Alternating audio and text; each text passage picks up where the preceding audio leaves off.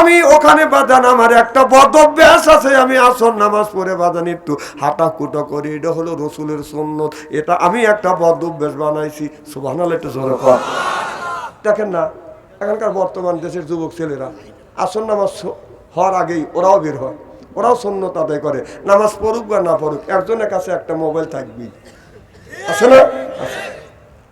আমার ভাইরা ওই জায়গা যখন আমি গেলাম, যা দেখি নদীর কিনারে মৃদু মৃদু বাদান বাতাস লাগতেছে, কিন্তু গানের আওয়াজ বাদান শোনা যায়। আমি চিন্তা করলাম মানুষও দেখা যায় না, কিন্তু গানের আওয়াজ বেশি আসছে, কে গায়ন গায়? আমি যায়া দেখি, আল্লাহর কসম করে বলতেছি, এমন একটা বুড়া মানুষ, এত বড় বড় বাদান, দাড়ি মাথার চুল গুনে পেকে গেছে, দাড়ি গুনে বাদান পেকে গেছে, গায়ের চামড়া হয়ে গেছে ডিল। ওই চাচা আপনার খেলের পালার সাথে এলান দিয়ে গান গাচ্ছে, স্বামী আমার যেমন তেমন দেওরাই আমার মনের মতো রে, দেওরা বলে হব পাগল হব দেশর তারি রে। নাউজুবিল্লাহ। হাসান ইবনে শাব রাদিয়াল্লাহু তাআলা হইতে হাদিসে বর্ণিত, ক্বালা ক্বালা রাসূলুল্লাহ সাল্লাল্লাহু আলাইহি ওয়াসাল্লাম বলেছে, ফিল বাসাই ওয়া জাররাই ওয়া হিয়া ইল বাসরিয়াজুল জান্নাহ, রাওয়াহুল বুখারী। সুবহানাল্লাহ বললেন না?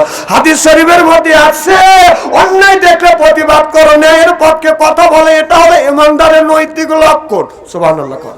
আমি চিন্তা করলাম চাচা বুড়া মানুষ, তারপরে অশ্লীল গান বাজনা গাচ্ছে, এখন যদি আমি অন্যায়ের প্রতিবাদ না করি আল্লাহর আদালতে আমি আসামি হয়ে যাব। এখানে আল্লাহ রাসূল বলেছে, বুড়া মানুষকে, বৃদ্ধ মানুষ দেখলে তোমরা সম্মান করো আর ছোটকে স্নেহ করো। দুইটা হাদিস আমার মগজের মধ্যে ঘুরপাক খাচ্ছে। আমি যা বললাম, চাচা এত সুন্দর গায়ান গান, চাচা কয় আরো ভালো গায়ান জানি। বুড়ো কল কম মনে করে না, এখন কিছু কিছু বুড়া মানুষ, মুরব্বিগান আমি বুড়ো কই, তা করেন না ভাই, কেন বড় বড় চোখ করে তাকাইছে, আপনি বুড়ো করছি দিয়া, বুড়ো আপনিও আমু, এটা হলো আমার ভাষা, কথা কি বুঝতেছেন? আমি বললাম চাচা এত সুন্দর গায়ন জানি, আরো ভালো গায়ন জানি। আমি বললাম কোন সেন্সে? আর চাচা উত্তর দিল কোন সেন্সে? আমি বললাম আমি আরো হাদিস শরীফের মধ্যে আছে, আল্লিমুল কিতাবা ওয়াল হিকমা, তোমরা হিকমত অবলম্বন করবে। আমি তখন একটু হিকমত অবলম্বন করে বললাম, চাচা তাহলে আমি একটা গায়ন গাই। চাচা সিটটা উঠে কয়, বাতি যে তুমি হুজুর মানুষ গায়ন গাও। দেখছেন, মানে উনি গান গাবে, আমরা হুজুরটাকে বের পারবো না, কথা কি বুঝতেছেন? আমি বললাম চাচা আপনার বয়স কত? আমারে বলে বাতি যে ৮০ থেকে ৮৫ বছর বয়স। আমি বললাম চাচা ৮০ থেকে ৮৫ বছর বয়সে যদি আপনার মনে ফয়েজ জাগে, আমি তো একজন ইয়ং ম্যান, তখন আজ থেকে ২০ থেকে ২৫ বছর আগেকার কথা। এবার চাচা বলে বাতি যা, ঠিক আছে তুমি বলো, আমি কিন্তু আবার পরে বলবো। আমি তখন বললাম চাচা ওইটা বাদ দিয়ে যদি এইটা বলতে আল্লাহ খুশি হইতো, মানুষ উপকৃত হইতো। আমাকে বলে বাতি যা বলো। আমি বললাম চাচা এইটা বলো, নামাজ রোজা সঙ্গের সাথী এই হরিবে গোরের বাতি রে, আখিরাতে পাবি মুক্তি কোরআনে প্রমাণ রে, আখিরাতে পাবি মুক্তি কোরআনে প্রমাণ রে। সুবহানাল্লাহ। আমি লক্ষ্য করে দেখলাম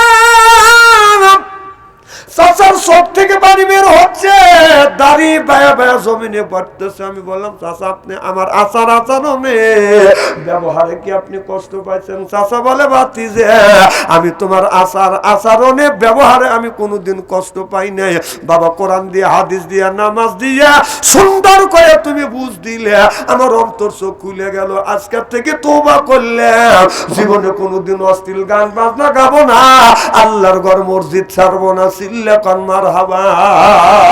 মাইয়াদি আল্লাহু ফালা মুদিল্লাহিলা ওয়া মাইয়াদিলিহু ফালা হাদিয়ালা। আল্লাহ যারে হিদায়াত করে মানুষ তারে গোমরা বানাইতে পারে না, আল্লাহ যারে গোমরা বানায় আমার মতো মৌলবী বাদশু আনসারীকে বাইতে খাওয়াইলে কোনোদিন ওই লোকটা হেদায়েত নসিব হবে না। আপনারা বলুন হেদায়েতের মালিক কে? আল্লাহ নবী বলেন যে আল্লাহর কাছে হিদায়াত চায়, আল্লাহ তার হিদায়াত দেয়। আর কেউ যদি হিদায়াত কেউ যদি না চায়, আল্লাহ তার উপর দিয়ে বাদান হিদায়াত দিতে যায় না। হিদায়াত বাদান চাইতে হবে কার কাছে? চাইতে জানলে রয় না কাঙ্গাল, চাইতে জানলে রয় না কাঙ্গাল। আল্লাহ রে তোর বান্দা রে কেউ ফেরে না খালি হাতে। আল্লাহ রে তোর দরবারে বলুন কেউ ফেরে না খালি হাতে। আল্লাহ রে তোর দরবারে নামাজ পড়ে মোনাজাতে আল্লাহ কাছে কিছু চাইলে নিশ্চয় আল্লাহ দেন গো তারে, নিশ্চয় আল্লাহ দেন গো তারে। এক নিয়াজে জন করে কেউ ফেরে না খালি হাতে। আল্লাহ রে তোর দরবারে আল্লাহর কাছে চাওয়ার মতো যদি চাওয়া যায়, বাদানা দেন আল্লাহর মালিককে। ওই তো কল্পে আল্লাহ নূর তাজেল্লা, কল্পে আল্লাহ নূর তাজেল্লা। যদি নূর একবার ফোটে, সুবহানাল্লাহ জোরে এদিন নূরটা বাদান ফুটাতে হবে বাদান আপনার কল্পের ভিতরে। ও বাদান আপনার কাপড়ের যদি ময়লা পরে সাবান ছোটা দিলে বাদান পরিষ্কার হয়। আর শরীরে যদি ময়লা পরে সাবান দিয়া দলন দিলে বাদান পরিষ্কার হয়। অন্তরে যদি ময়লা পরে কি দিয়ে আপনি পরিষ্কার করবেন? রাসূল বললেন কুল্লু সাইল সেকালাতুল সেকালাতুল কুলুবিহিল যিকরুল্লাহ। বেশি বেশি করে জিকির করো, কলবের ময়লা পরিষ্কার করে দিবে কে? ও মনে বাবলা বাতা দাগ লেগেছে, বাবলা বাতা দাগ লেগেছে, ধুইলে কি যায় সাবানে সাবানে। ও যে মনের ময়লা মুজবে কেমনে, খাদ্য তো যায় না রে ধুলে, স্বভাব যায় না রে মল। শিকার গন্ধ যাইবে কি ভাই, সুসর গন্ধ যাইবে কি ভাই, গোলাপ জল দিলে মনের ময়লা মুজবে কেমনে। কুল্লু সাইল সিকালাতুল সিকালাতুল কুলুবিহিল যিকরুল্লাহ। বেশি বেশি করে জিকির করো, কলবের ময়লা আল্লাহ পরিষ্কার করে দিবে। সিল্লা কন মারহাবা, নারে তাকবীর। আচ্ছা, আপনারা ঠিক আছেন তো? আমার ভাইরা আমার, যারা জমিনের বুকে বাইজান খায় গাঁজা, আল্লাহ দিবে তাদেরকে সাজা। যারা খায় গুল, ওরা মাঝে মধ্যে করে বাদান বুল। কথা কি বাদান বুঝতেছে? যারা খায় গাঁজা আল্লাহ দিবে সাজা। যারা খায় বাদান গুল তারা করে মাঝে মধ্যে বাদান বুল। আর যারা খাবে মদ হারাবে বাদান জান্নাতের পথ। যারা খাবে বিড়ি বাদানি মানে ধরবে কিরি। জোর কন ঠিক কিনে? বিড়ি যারা খায় তাদের হাত দিয়ে গন্ধ, মুখ দিয়ে গন্ধ, দাড়ি দিয়ে গন্ধ, জামা দিয়ে গন্ধ, চাদর দিয়ে গন্ধ, রুমাল দিয়ে গন্ধ, লেবি দিয়ে গন্ধ, বারিশ দিয়ে গন্ধ। আমার হয় সন্দ ওর বউ থাকে কান্দে রে আল্লাহ রে। জনকান ঠিক কিনে? টাটকা বিড়ি খায়া বর মুখের কাছে যখন মুখলে বউ খালি মুখ ঘুরায়। স্বামী কয় আমি তোমার মুখের কাছে মুখলে তুমি মুখ ঘুরো। বউ কয় যে এই মাত্র তুমি টাটকা বিড়ি খায়া আমার মুখের সাথে মুখ লাগাইছিস, তোর মুখের তোর পাশার সাথে তোর মুখের গন্ধ বেশি।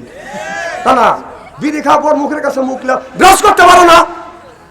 আর কিছু কিছু লোক বড় বড় চোখ করতেছে, সভাপতি সাহেব চিন্তা করতেছে বাদশাহ আনসারে মনে করে বিড়ির বিপক্ষে ফতুয়া দেবে। নয় বাপ, আমি কেন বিড়ির বিপক্ষে ফতুয়া দেবো? কেউ যদি বলে বিড়ি খাওয়া জায়েজ নাই, আমি বলি বিড়ি খাওয়া 100 কোটি বার জায়েজ। হ্যাঁ হ্যাঁ, আমি বলি 100 কোটি বার জায়েজ। খাওয়ার একটা লিমিটের আছে, জায়গা আছে। বিড়ি খাবেন হলো টয়লেটের ভিতরে। হ্যাঁ, আমি নিজে দেখছি টয়লেটের মধ্যে মানুষ বিড়ি খায়। আচ্ছা, এটা যদি খাদ্য মনে করে খাওয়া, এটা টয়লেটে যা খাওয়ায়। হ্যাঁ, যদি বলেন কিভাবে দেখছেন, রমজান মাস জহরে আজান দিছে, কমে স্টেঞ্জা দিয়ে নামাজটা পড়ি, এখন যা দিতে টয়লেট বন্ধ, দিতে দুমো গোল হয়ে বের হচ্ছে। কম কে রে, আগুন ধরল কে এখানে? তাও তো ফাঁকা জায়গা। এখন দরজা বন্ধ, নক করলাম, এখন ওনটা সিঙ্গেল দিচ্ছে, তাই বোঝা গেল মাল ওখানেই আছে। কথা বল। আর ইদানিং শুরু হয়ে গেছে, এক বুড়া দেখে মুখ লড়তেছে, টয়লেট থেকে বের হয়। এখন চাষা মুখ লড়ে কয় যে আমি পান খাচ্ছি। গেছিলে কোথায়? কয় টয়লেটে। কম টয়লেটে কি করলে? পান খেলাম আর টয়লেট করলাম। এই মুহূর্তে পান খাওয়ার, এই মুহূর্তে ডেলিভারি করে। সি সি সি, পান কোনোদিন মানুষ টয়লেটে খায়?